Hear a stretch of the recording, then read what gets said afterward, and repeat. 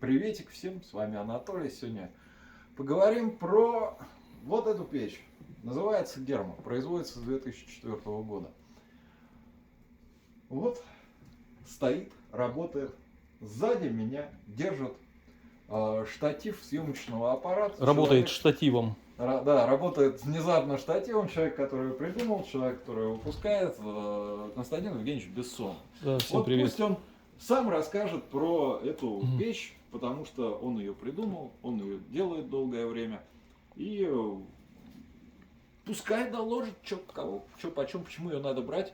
В 2021 году, сколько, практически 20 гаком лет прошло. Да, всем привет. Печь довольно, на самом деле, старая. И, скорее, это уже любители археологии, истории компании ТМФ ее знают. Печь, на самом деле, производится давно, с 2004 года.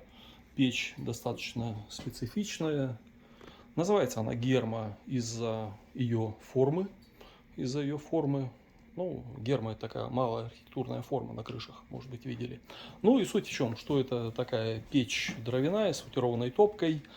Она сделана по принципу колпаковой печи.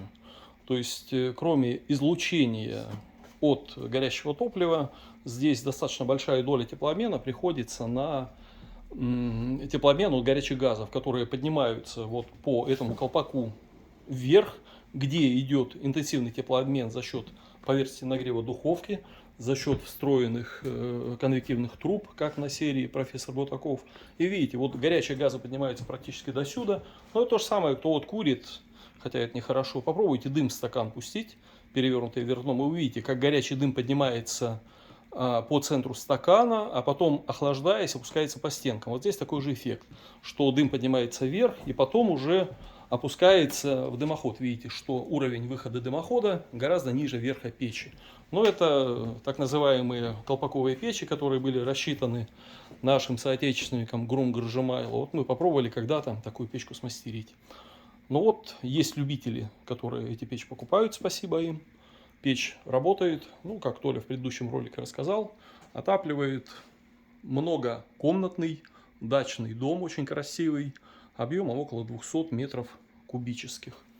Мне здесь нравится, что топка огромная, ребят. Тут топка огромная, футированная, да. Ну, ТМФ вообще насчет топок не скупится, да, кто вот знает, что по соотношению заявленного объема отопления и поверхности нагрева ТМФ, я думаю, ну, лидирующие позиции на рынке вот занимает. Такое бревно можно затолкать.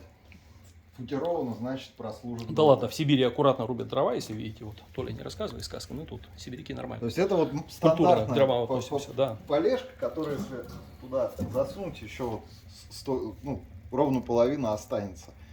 Вот. Красота.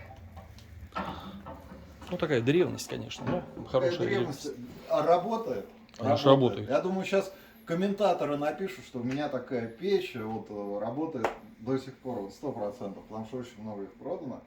У нее есть один, вот прям вот преимущество глобально титаническое. У нее сверхскоростной нагрев помещения, потому что не только трубы, как у Бутакова, работают, но еще по бокам конвектора, которые сосут воздух снизу, заходят и выходит отсюда горячий воздух.